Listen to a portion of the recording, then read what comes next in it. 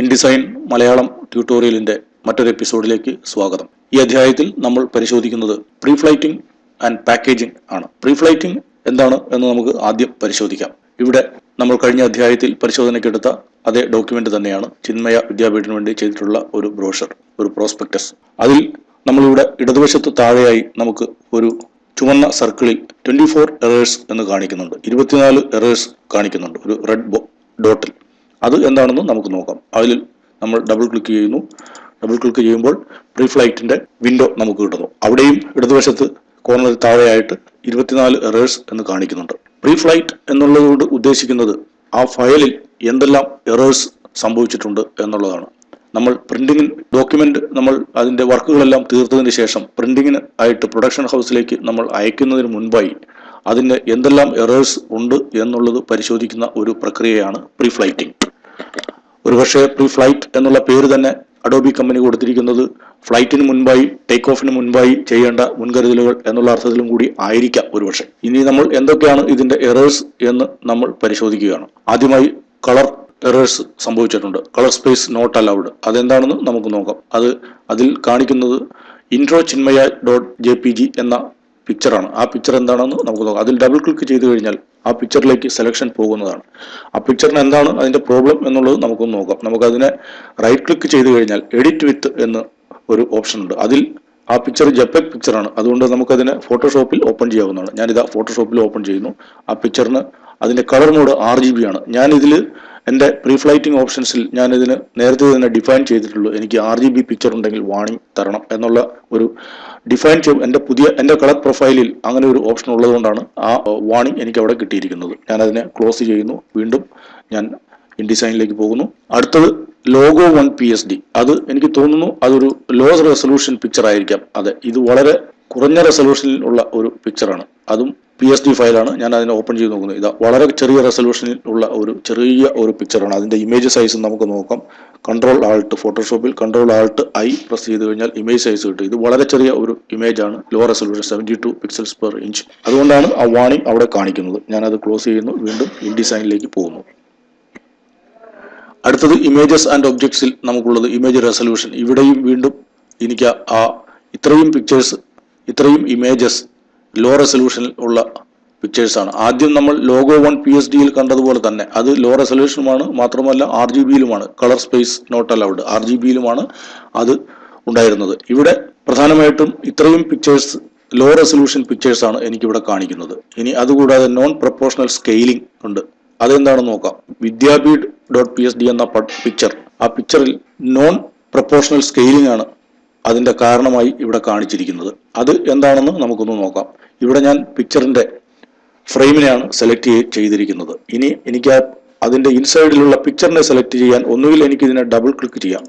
Double click ചെയ്യുമ്പോൾ നമ്മളുടെ control പാനലിൽ അതിന്റെ ഓപ്ഷൻസ് മാറിയിരിക്കുകയാണ്. അതല്ലെങ്കിൽ ഞാൻ പുറത്ത് ക്ലിക്ക് ചെയ്യുന്നു.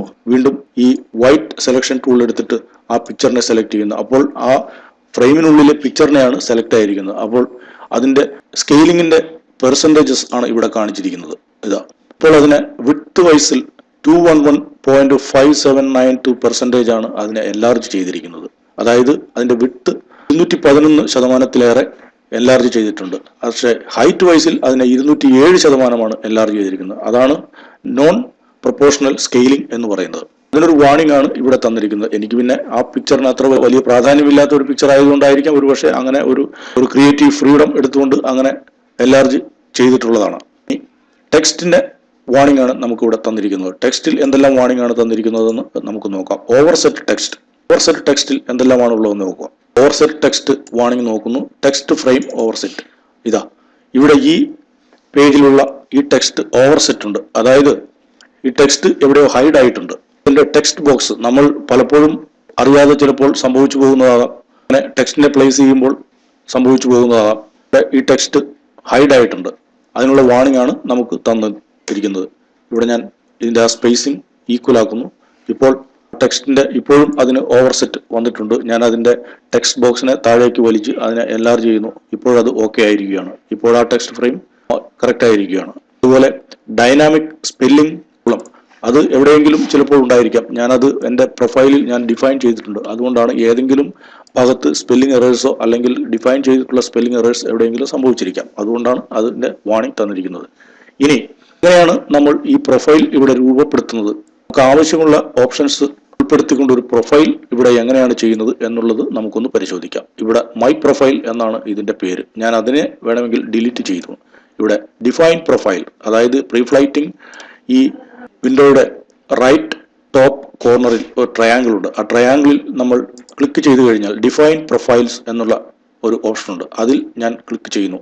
അതിൽ എന്തൊക്കെയാണ് ചെയ്യേണ്ടത് എന്നുള്ളതിനെ കുറിച്ച് വളരെ വ്യക്തമായി ഇതാ പറയുന്നുണ്ട്. ഞാൻ തൽക്കാലം മൈ പ്രൊഫൈൽ എന്നുള്ളത് ഡിലീറ്റ് ചെയ്യുകയാണ്. ഇത് ഞാൻ ക്രിയേറ്റ് ചെയ്തിട്ടുള്ള ഒരു പ്രൊഫൈലാണ്. അതിനെ ഞാൻ ഡിലീറ്റ് ചെയ്യുന്നു. ഇവിടെ താഴെ ഇതാ പ്ലസ് ഓർ മൈനസ്, അതിൽ പ്ലസ് ക്ലിക്ക് ചെയ്ത് കഴിഞ്ഞാൽ പുതിയ പ്രൊഫൈൽ എനിക്ക് ക്രിയേറ്റ് ചെയ്യാം. മൈനസ് ക്ലിക്ക് ചെയ്ത് കഴിഞ്ഞാൽ നിലവിലുള്ള പ്രൊഫൈലിനെ എനിക്ക് ഡിലീറ്റ് ചെയ്യാം. ഞാൻ ഇതിനെ ഡിലീറ്റ് ചെയ്യുകയാണ്. അപ്പോൾ എനിക്ക് വാർണിംഗ് ചോദിക്കുന്നു, ഡിലീറ്റ് ദിസ് പ്രൊഫൈൽ. ഓക്കെ, ഇപ്പോൾ ആ പ്രൊഫൈൽ ഞാൻ ഡിലീറ്റ് ചെയ്തിരിക്കുകയെന്ന്. ഇനി ഞാൻ സേവ് ഓക്കെ കൊടുത്തു കഴിഞ്ഞാൽ ഇതിൽ ആ എറേഴ്സ് എല്ലാം കാണിക്കുന്നതായിരിക്കുന്നതല്ല. ഇപ്പോൾ ഒരേ ഒരു എറർ മാത്രമാണ് ഇപ്പോൾ ഇവിടെ കാണിക്കുന്നത്. കാരണം ആ പ്രൊഫൈൽ ഇവിടെ ബാധകമായിട്ടില്ല. അതിനെ ഞാൻ ഡിലീറ്റ് ചെയ്ത് കഴിഞ്ഞിരിക്കുകയാണ്. ഇപ്പോൾ ഒരേ ഒരു എറർ മാത്രമാണ്, ടെക്സ്റ്റ്, മറ്റൊരു പേജിൽ ടെക്സ്റ്റ് ഓവർസെറ്റ് മാത്രമാണ് ഇവിടെ കാണിച്ചിരിക്കുന്നത്. ഞാനിനി പുതിയൊരു പ്രൊഫൈൽ ക്രിയേറ്റ് ചെയ്യുകയാണ്. ആ ട്രയാങ്കിളിൽ വീണ്ടും ഞാൻ ക്ലിക്ക് ചെയ്യുന്നു, ഡിഫൈൻ പ്രൊഫൈൽസ്. ഇവിടെ ഞാൻ ഈ പ്ലസിൽ ക്ലിക്ക് ചെയ്യുന്നു. ആ പ്രൊഫൈലിന് ഞാനൊരു പേര് കൊടുക്കുന്നു, മൈ പ്രൊഫൈൽ. ഇനി അതിൽ എനിക്ക് എന്തൊക്കെയാണ് വേണ്ടത് എന്നുള്ളത് എനിക്ക് ഡിഫൈൻ ചെയ്യാം. കളർ സ്പേസ് ഇതാ, ലിങ്ക്സ് എന്നുള്ള ഹെഡിങ്ങിൽ അതിൻ്റെ സബ് ഡിവിഷൻസിൽ കളർ സ്പേസ് ഉണ്ട്. പ്രധാനമായിട്ടും എനിക്കിവിടെ അറിയേണ്ടത്, എനിക്കിവിടെ ചെയ്തു വെക്കേണ്ടത്, കളർ സ്പേസിൽ എനിക്ക് ഈ ട്രാൻസ്പെറൻസി ബ്ലെൻഡിങ് അതൊന്നും എനിക്ക് തൽക്കാലം ആവശ്യമില്ല. എനിക്ക് colour space and modes not allowed, അത് മാത്രമേ എനിക്ക് ആവശ്യമുള്ളൂ. അതിൽ ഞാൻ RGB ക്ലിക്ക് ചെയ്യുന്നു. RGB പിക്ചർ വന്നു കഴിഞ്ഞാൽ അത് എനിക്കൊരു വാർണിംഗ് കിട്ടണം.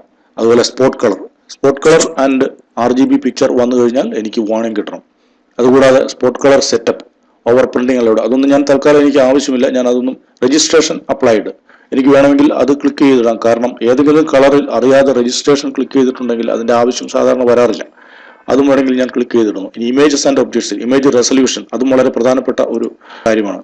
അത് എല്ലാം എനിക്ക് ആവശ്യമില്ല. ഞാൻ ഇമേജ് റെസൊല്യൂഷൻ മാത്രം തൽക്കാലം ക്ലിക്ക് ചെയ്തിടുന്നു. നമ്മുടെ ആവശ്യങ്ങളാണ് നമ്മൾ ഇതിനെല്ലാം ചെയ്യിക്കുന്നത്. നമുക്ക് ഏതെല്ലാം വേണം എന്നുള്ളത് നമ്മൾ ഓരോന്നും നമ്മൾ കൃത്യമായി വായിച്ചു നോക്കിയാൽ നമുക്ക് അറിയാവുന്നതാണ്.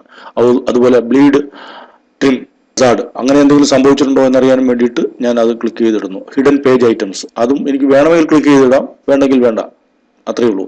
അതുപോലെ ടെക്സ്റ്റ്, ഓവർസെറ്റ് ടെക്സ്റ്റ്, അത് തീർച്ചയായിട്ടും ആവശ്യമുള്ള ഒരു പോയിന്റാണ്. കാരണം വളരെ കോംപ്ലക്സഡ് ആയിട്ടുള്ള ഒരു ഡോക്യുമെന്റിലൊക്കെ നമ്മൾ വർക്ക് ചെയ്യുമ്പോൾ 100-200 പേജുകൾ വരുന്ന ഒരു ബുക്ക് ഒക്കെ, അതുപോലെ കൂടുതൽ കോംപ്ലക്സഡ് ആയിട്ടുള്ള പിക്ചേഴ്സും ഗ്രാഫിക്സും എല്ലാം ഉപയോഗിച്ചുകൊണ്ട് വർക്ക് ചെയ്യുമ്പോൾ തീർച്ചയായിട്ടും എല്ലാ പേജുകളിലും നമുക്ക് എല്ലായിടത്തും നമ്മൾ പരിശോധിച്ചിരിക്കും തീർച്ചയായിട്ടും. അതോടൊപ്പം തന്നെ ചില പേജുകളിലോ ചില ഏരിയാസിലോ ചില മിസ്സിങ്സ് അല്ലെങ്കിൽ ചില അറിയാതെ വന്നിരിക്കുന്ന ചില എറേഴ്സ്, അതിനുള്ള ഒരു പ്രധാനപ്പെട്ട പോംവഴിയാണ് ഈ പ്രീഫ്ലൈറ്റ്. അപ്പോൾ ആ ഫോണ്ട് മിസ്സിംഗ് തീർച്ചയായിട്ടും, ഓവർസെറ്റ് ടെക്സ്റ്റും ഫോണ്ട് മിസ്സിങ്ങും തീർച്ചയായിട്ടും നമ്മൾ അത് ചെക്ക് ചെയ്ത് ഇടേണ്ടത് തന്നെയാണ്. ഇനി മറ്റുള്ള കാര്യങ്ങൾ, ഡോക്യുമെന്റിൽ എനിക്ക് പേജ് സൈസ്, അങ്ങനെ പല ഓപ്ഷൻസ്, ധാരാളം ഓപ്ഷൻസ് ഇതിലുണ്ട്. അതെല്ലാം നമ്മളുടെ ആവശ്യത്തിനനുസരിച്ച് നമ്മൾ അതിനെ ഡിഫൈൻ ചെയ്യുകയോ അതിനെ സേവ് ചെയ്യുകയോ ആണ് ചെയ്യേണ്ടത്. ഇപ്പം ഞാൻ അതിനെ സേവ് ചെയ്യുന്നു. അപ്പോൾ ആ പ്രൊഫൈൽ ഇതാ ഇവിടെ വന്നിരിക്കുകയാണ്. ഞാൻ ഓക്കെ കൊടുക്കുന്നു. ഇപ്പോൾ ഞാനിനി ഈ പ്രീഫ്ലൈറ്റ് പാനലിൽ ഇതാ പ്രൊഫൈൽ, ഏത് പ്രൊഫൈൽ വേണം എന്നുള്ളത് ഞാൻ എടുക്കുകയാണ്. ഇവിടെ ബേസിക് വർക്കിംഗ് പ്രൊഫൈലാണ് ഇവിടെ ബൈ ഡിഫോൾട്ട് ആയിട്ട് കിടക്കുന്നത്. ഞാൻ മൈ പ്രൊഫൈൽ എടുക്കുന്നു. മൈ പ്രൊഫൈൽ എടുക്കുമ്പോൾ ഇവിടെ ഇതാ താഴെ ചെക്ക് ചെയ്യുന്നുണ്ട്. ആ ചെക്ക് ചെയ്ത് 35 എറേഴ്സ് ആണ് കാണിക്കുന്നത്.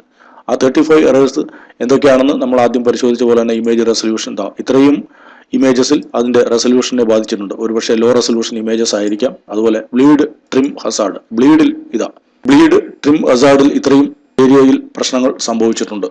അത് എന്തൊക്കെയാണെന്ന് നമുക്ക് വേണമെങ്കിൽ ഓരോന്നായിട്ട് പരിശോധിക്കാവുന്ന. ബ്ലീഡിൽ ഞാൻ അതിനെ സൂം ചെയ്ത് നോക്കുന്നു. അത് ബ്ലീഡ് ട്രിം ചെയ്തിട്ടുള്ളതിൽ എന്തോ തകരാറുണ്ട്. അതെന്താണെന്ന് നമുക്ക് ഒരുപക്ഷെ ആ പിക്ചർ ഓപ്പൺ ചെയ്ത് നോക്കിയാലേ മനസ്സിലാവുകയുള്ളൂ. തൽക്കാലം ഞാൻ അത് അങ്ങനെ വിടുന്നു.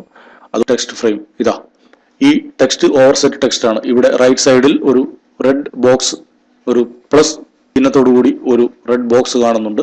അത് ആ ടെക്സ്റ്റ് അവിടെ ഹൈഡ് ആയിരിക്കുകയാണ്. ഞാൻ സെലക്ഷൻ ടൂൾ എടുക്കുന്നു, ടെക്സ്റ്റ് ഫ്രെയിമിനെ സെലക്ട് ചെയ്തിരിക്കുകയാണ്, താഴേക്കൊന്ന് അതിനെ ഡ്രാഗ് ചെയ്യുകയാണ്. ഇപ്പോൾ അത് സോൾവ് ആയിരിക്കുകയാണ്. ഇപ്പോൾ ആ ഓവർസെറ്റ് ടെക്സ്റ്റ് പ്രോബ്ലം സോൾവ് ആയിരിക്കുകയാണ്. ഇതാണ് പ്രീഫ്ലൈറ്റിംഗ് എന്ന് പറയുന്നത്. പ്രീഫ്ലൈറ്റിംഗ് ഏറ്റവും ഇൻഡിസൈനിലെ വളരെ പ്രധാനപ്പെട്ട മർമ്മപ്രധാനമായ ഒരു ഫീച്ചറാണ് പ്രീ ഫ്ലൈറ്റിംഗ്. ഇനി അടുത്തതായി ഞാൻ ഇതിനെ പാക്കേജ് ചെയ്യുകയാണ്. എനിക്ക് ഈ ഫയലിനെ പ്രൊഡക്ഷൻ ഹൗസിലേക്ക് അയക്കുന്നതിന് വേണ്ടി ഇതിനെ പാക്കേജ് ചെയ്യുന്നത് എങ്ങനെയാണെന്ന് വെച്ച് കഴിഞ്ഞാൽ, എന്തിനെന്ന് വെച്ച് കഴിഞ്ഞാൽ, പലപ്പോഴും ചില പ്രൊഡക്ഷൻ ഹൗസുകളിൽ അല്ലെങ്കിൽ ചില സ്ഥലത്ത് ഈ ഫയലിനെ കൊണ്ടുപോയി അവർക്ക് ഇതിന്റെ കറക്ഷൻസ്, ചേഞ്ചസ് അല്ലെങ്കിൽ ആൾട്ടർനേഷൻസ് ഒക്കെ ചെയ്യേണ്ടി വരുമ്പോഴാണ് ഇതിന്റെ ഒരു ഓപ്പൺ ഫയലായിരിക്കും അവർക്ക് വേണ്ടി വരിക. അപ്പോൾ ഇതിൽ ഉപയോഗിച്ചിരിക്കുന്ന മുഴുവൻ ഇമേജസും അവർക്ക് വേണ്ടി വരും. അതുപോലെ ഇതിൽ ഉപയോഗിച്ചിരിക്കുന്ന ഫോണ്ടുകൾ വേണ്ടി വരും. അതുപോലെ കളർ പ്രൊഫൈൽ വേണ്ടി വരും. അതുപോലെ ഇതിന്റെ മുഴുവൻ ഇൻഫർമേഷനും അവർക്ക് വേണ്ടി വരും. അതിനു വേണ്ടിയിട്ടാണ് ഇതിനെ പാക്കേജ് ചെയ്യുന്നത്.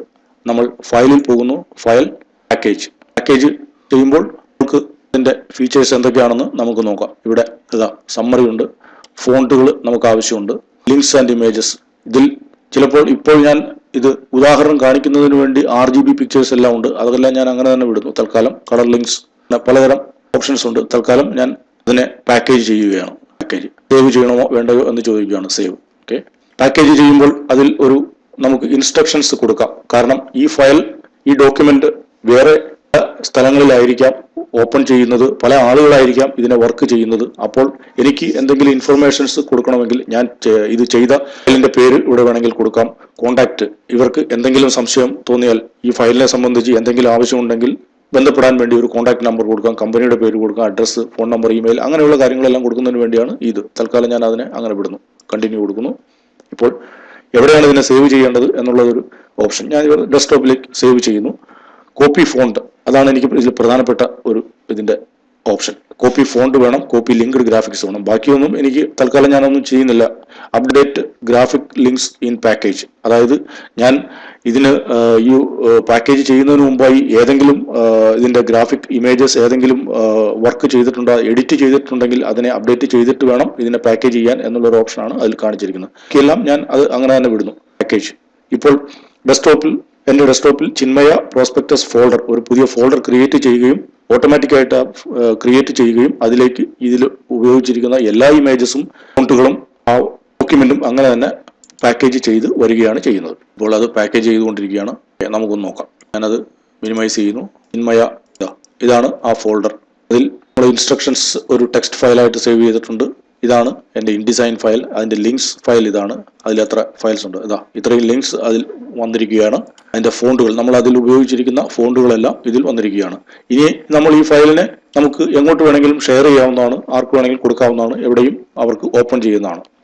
Pre ഫ്ലൈറ്റിംഗ് and packaging. കൂടുതൽ വീഡിയോകൾക്കായി യൂട്യൂബ് ചാനൽ സബ്സ്ക്രൈബ് ചെയ്യുക. Thank you for watching.